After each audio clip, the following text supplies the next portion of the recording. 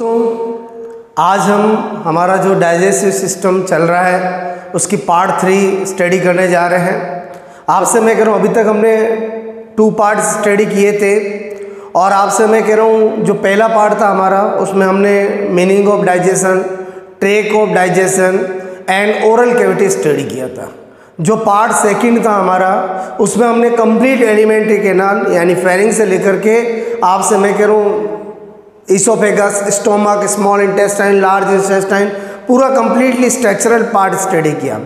आज हम स्टडी करने जा रहे हैं digestive gland, very important part. आपसे मैं कह रहा हूँ, अगर हमें आगे फिजियोलॉजी स्टडी करनी है तो हमें जब डाइजेस्टिव ग्लैंड्स, उनके सीक्रेशन जूस, उनकी पीएच, उनके एंजाइम, इनका आइडिया होगा तो फिजियोलॉजी बहुत इजी होगी। क्लियर?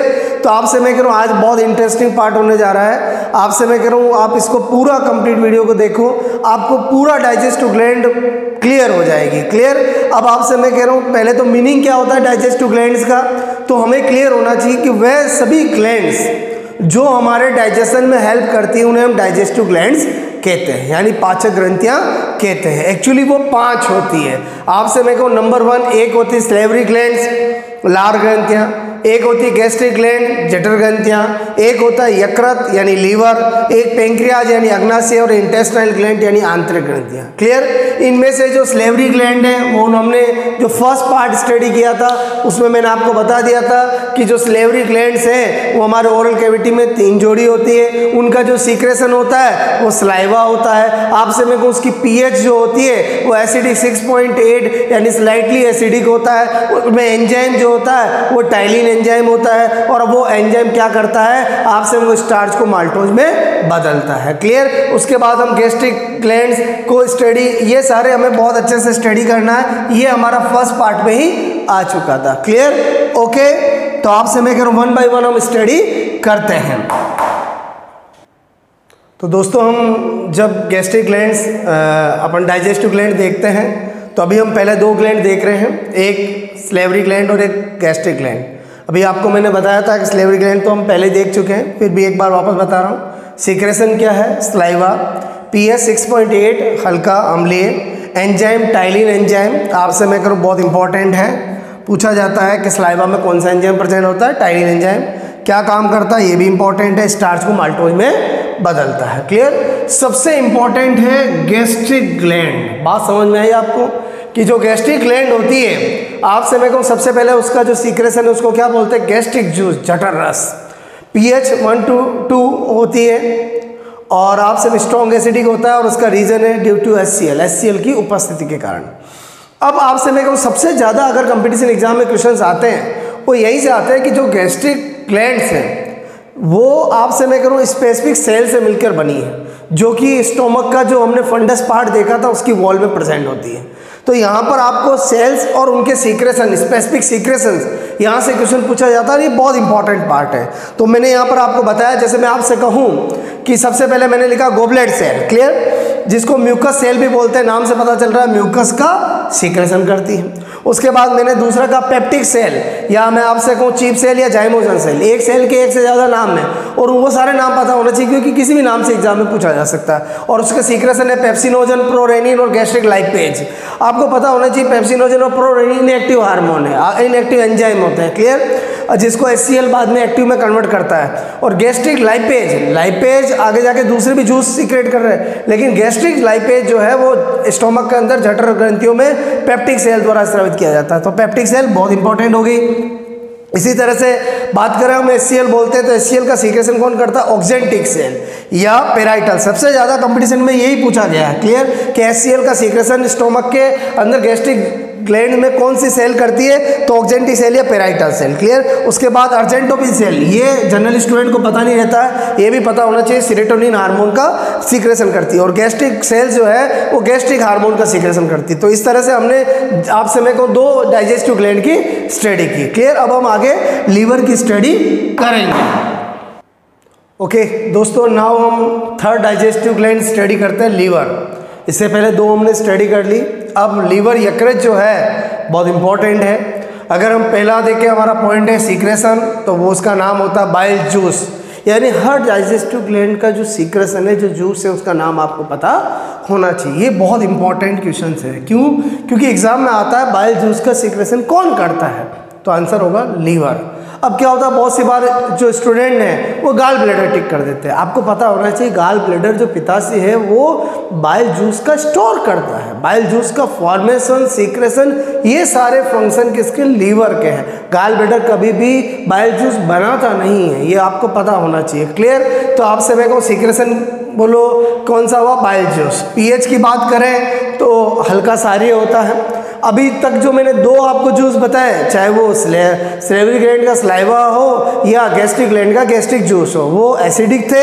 और आपसे मैं कह रहा हूँ रिमेनिंग जो भी जूस है वो सब एल्कलाइन है। जैसे मैंने कहा लीवर जो आपका बाइल जूस करता है वो कैसा होता है? हल्का सारी, वो हमें पीएच से पता चल रहा है। अब अपन बात करें कंपोजिशन की। यार इस जूस का कंपोजिशन क्या है, संगठन क्या है, क्या क्या है कंपोनेंट इसमें? तो बाइल जूस में दो कंपोनेंट होते हैं, एक होता है बाइल पिगमेंट, एक होता है बाइल सॉल्ट। जो बाइल पिगमेंट होता है उसको हम पित्त वर्णक बोलते हैं, और जो बाइल सॉल्ट होता है उसको पित्त लवण बोलते हैं। जो बाइल पिगमेंट होता है उसमें दो आते हैं, एक बिलीरुबिन और एक बिलीवर्डिन। क्लियर? जो बिलीरुबिन होता है वो येलो कलर का पिगमेंट होता है, जो बिलीवर्डिन होता है वो ग्रीन कलर का पिगमेंट होता है। जो बाइल पिगमेंट है हम जानते हैं, बिलीरुबिन हमारे जो है आपसे मेरे को जब भी इसकी मात्रा बढ़ जाती है तो हमें जॉइंटिस पीलिया हो जाता है, जिससे हमारे नाखून, स्किन, आई कलर्स आपसे मैं कह रहा हूँ सब कैसे हो जाते हैं? येलो हो जाते हैं। क्लियर? अब आते हैं बाइल सॉल्ट। दूसरा कंपोनेंट है पित्त लवण। दो होते हैं, सोडियम ग्लाइकोलेट और सोडियम टर्कोलेट। उनका काम क्या होता है? वसा का पाइसीकरण करना, इमल्सिफिकेशन ऑफ फैट। एक्चुअली क्या है, ये भी बहुत इंपॉर्टेंट क्वेश्चन है। आपसे मैं कह रहा हूँ कि बाइल जूस जो है वो क्या काम करते हैं? वसा का पाइसीकरण, इमल्सिफिकेशन ऑफ फैट करते हैं। क्या मीनिंग होता है इमल्सिफिकेशन का? कि फैट को, वसा को छोटे छोटे टुकड़ों में तोड़ना। अब क्या होता है कि एग्जाम में अगर आता है कौन सा जूस इमल्सिफिकेशन ऑफ फैट करता है, तब तो बाइल जूस हो जाएगा। लेकिन कभी कभी एग्जाम में क्वेश्चन आता है कि बाइल जूस में कौन वसा का पाइसीकरण करता है? ऑप्शन में बाइल पिगमेंट भी हो, बाइल सॉल्ट भी हो, बोथ हो, तो बाइल सॉल्ट होगा, क्योंकि बाइल पिगमेंट ये काम नहीं करता। ये आपको पता होना चाहिए। क्लियर? उसके बाद बहुत इंपॉर्टेंट क्वेश्चन कि जो बाइल जूस होता है उसमें कौन सा एंजाइम प्रेजेंट होता है? तो यहाँ पर क्या होगा? एब्सेंट। ये एक ऐसा गैस्ट्रिक आपसे मैं कह रहा हूँ ग्लैंड है, लीवर, जिसके अंदर एंजाइम एब्सेंट होते हैं। ये आपको पता होना चाहिए। बाकी सभी जूसेस के अंदर कोई ना कोई एंजाइम जरूर प्रेजेंट होता है, लेकिन लीवर जो होता है उसमें एंजाइम एब्सेंट होता है। तो आपको मैंने नंबर 3 जो लीवर आपको मैंने डाइजेस्टिव ग्लैंड स्टडी कराया वो समझ में आया होगा। अब हम नेक्स्ट स्टडी करते हैं। ओके, नाउ लीवर के बाद हम बात करते हैं पेंक्रियाज की। अगली हमारी डाइजेस्टिव ग्लैंड पेंक्रियाज अग्नाशय। हमने पेंक्रियाज एक अपना जो पहला एक यूनिट पढ़ा था हमने एंडोक्राइन सिस्टम, उसके अंदर भी मैंने आपको मिक्सोक्राइन ग्लैंड के अंदर बहुत डिटेल से स्टडी कराया था। अभी हम जो हमारा डाइजेस्टिव ग्लैंड के पॉइंट ऑफ से देखें तो आपसे मैं कहूँ अग्नाशय जो है उसका जो सीक्रेशन है उसको क्या बोलते हैं? पैंक्रेटिक जूस, अग्नाशय रस। वो कहाँ से सीक्रेट होता है? एसिनियो पेंक्रियाज। आपको अगर पता हो तो मैंने बताया था कि इस तरह से जब पेंक्रियाज के इंटरनल स्ट्रक्चर देखते हैं तो उसमें बहुत सारे हमें एसिनीज नज़र आते हैं। क्लियर? और जो एसिनीज नज़र आते हैं वही आपसे मैं कह रहा हूँ कि बहुत ज़्यादा मैक्सिमम पार्ट होता है पेंक्रियाज का, और वो एक्सोक्राइन पार्ट होता है। उनसे क्या निकलती है? Pancreatic duct. और आपसे मैं कह रहा हूँ उससे सीक्रेट निकलने वाला जूस कौन सा होता है? Pancreatic juice. क्लियर? उसके बाद पीएच की बात करें तो 8.3 यानी हल्का सारी है। ये मैं ऑलमोस्ट बता रहा हूँ, आपको ये आइडिया होना चाहिए हल्का सारी पीएच होती है। इसी तरह से हम अगर अग्नाशय जो रस है हमारा पेंक्रेटिक जूस है उसके कंपोजिशन में एंजाइम की बात करें तो एक होता है ट्रिप्सिनोजन, एक होता है काइमोट्रिप्सिनोजन। ये दोनों एंजाइम इनएक्टिव फॉर्म होते हैं। आपसे मैं करूँ एमाइलेज और लाइपेज। क्लियर? तो ये मैंने आपको कंपोजिशन किसका बताया? पेंक्रियाटिक जूस का। तो आपसे मैं कह रहा हूँ इस तरह से हमारा इससे क्या होगा, आगे हमारा फिजियोलॉजी में काम आसान हो जाएगा, क्योंकि जब भी हम अग्नाशय रस के एंजाइम हमें पहले पता है तो उनका वर्क, उनका एक्शन हम कहाँ देख पाएंगे? फिजियोलॉजी में। क्लियर?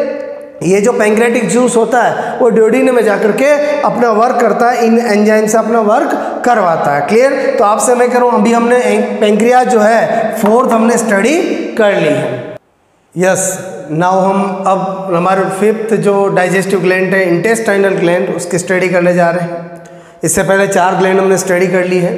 इंटेस्टाइनल ग्लैंड्स के अंदर अगर हम देखें सबसे पहले सीक्रेशंस, तो हमें पता होना चाहिए एक तो बूनर्स ग्लैंड्स और क्रिप्स ऑफ लिवर कोन्स जो है उनसे मिलकर के ये बनती है, जिसमें बूनर्स ग्लैंड जो है वो एल्कलाइन वाटर सारी जल स्रावित करती हैं, और जो लिवर खून की दरारें हैं, क्रेब्स ऑफ लिवर खून बोलते हैं, जो स्मॉल इंटेस्टाइन में पूरे में होती है और ये डोडिनम में होती है, और आपसे मैं कह रहा हूँ ये जो है वो एल्कलाइन एंजाइम को सीक्रेट करती है। तो इसका मतलब ये हुआ कि ये जो एल्कलाइन वाटर, एल्कलाइन एंजाइम, इन दोनों को मिलाकर जो बनता है उसको बोलते हैं इंटेस्टाइनल जूस। क्या बोलते हैं? Intestinal juice. अब यहाँ से बहुत इंपॉर्टेंट क्वेश्चन जो कंपटीशन एग्जाम में बहुत सी बार आता है कि इंटेस्टाइनल जूस का दूसरा नाम क्या है? Succus entericus. क्लियर? या आपसे पूछा जाता है कि जो सक्कस एंटेरिकस जो जूस है वो किसके द्वारा स्रावित किया जाता है? तो इंटेस्टाइनल ग्लैंड से।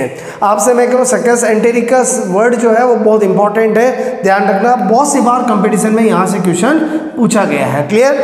आपको पूछा जाए सक्कस एंटेरिकस में जो एल्कलाइन एंजाइम है वो सीक्रेट करने वाला कौन है? क्रेब्स ऑफ लिवर खून। आपसे पूछा जाए कि जो सक्कस एंटेरिकस है उसमें एल्कलाइन वाटर सीक्रेट करने वाला कौन है? बूनर्स ग्लैंड। बूनर ग्लैंड जो है वो अपने एलिमेंट्री कैनाल में कहाँ स्थित होती है? तो आपसे मैं कह रहा हूँ जो अपना ग्रहणी है, ड्यूडिनम है, आपसे मैं कह रहा हूँ उसकी वॉल में स्थित सेल्स से ये स्थित होती है। क्लियर? अब अगर हम बात करें पीएच की, तो इसकी पीएच भी हल्का सारी यानी स्लाइटली एल्कलाइन होती है, 8.3 ऑलमोस्ट। इसका मतलब हुआ कि जो 5 हमारे डाइजेस्टिव ग्लैंड है जिनके 5 जूसेज हैं उनमें से 2 जूस जो है सलाइवा, और आपसे मैं कह रहा हूँ जो हमारा गैस्ट्रिक जूस है वो एसिडिक है। बाकी चाहे बाइल जूस हो, चाहे आपसे मैं कह रहा हूँ इससे पहले हमने भी पेंक्रेटिक जूस देखा, चाहे इंटेस्टाइनल जूस हो, ये सक्कस एंटेरिकस, ये सब स्लाइटली आपसे मैं कह रहा हूँ एल्कलाइन है। ओके?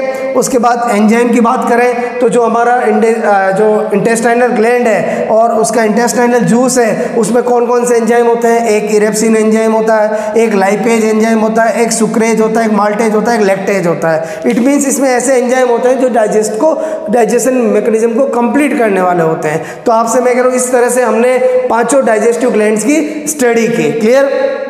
तो आपसे मैं कह रहा हूँ इस तरह से दोस्तों हमने आज जो हमारा डाइजेस्टिव सिस्टम चल रहा है उसका पार्ट 3 स्टडी किया, जिसमें हमने सारी डाइजेस्टिव ग्लैंड्स की स्टडी की। अगर आप मेरे साथ स्टडी कर रहे हैं तो आपका कंप्लीट होता जाएगा। 3 पार्ट हम अभी तक स्टडी कर चुके हैं। आपसे मैं कह रहा हूँ आपको समझ में आया होगा। अगर आपको मैंने जो तरीका बताया, अगर आप ऐसे ही वीडियो देख लोगे तो आपको बेनिफिट नहीं मिलेगा, मेहनत करनी पड़ेगी आपको मेरे साथ। आपसे मैंने कहा एक मैं कोई भी यूनिट सिस्टम स्टार्ट करता हूँ, आप भी अपने नोट के अंदर स्टार्ट कीजिए, और जैसे जैसे मैं आपको 1 बाय 1 पार्ट में स्टडी कराता हूं आप उसको नोट कीजिए, क्योंकि आपसे बार बार आप वीडियोस नहीं देख सकते। एक बार आपने देखा और अपने लॉजिक क्लियर किए और आपने जैसे कंप्लीट हुआ वैसे आपने नोट्स बना लिए, बार बार नोट्स पढ़ने की जरूरत होती है। क्लियर? तो आपको अभी तक डाइजेस्टिव सिस्टम में 3 आपको मैं पार्ट स्टडी करा चुका हूँ। पहले ही मैंने आपको बता दिया कि किस तरह से हम स्टडी करेंगे। क्लियर? तो आपसे मैं कहूँ आपको समझ में आया होगा। Thanks a lot.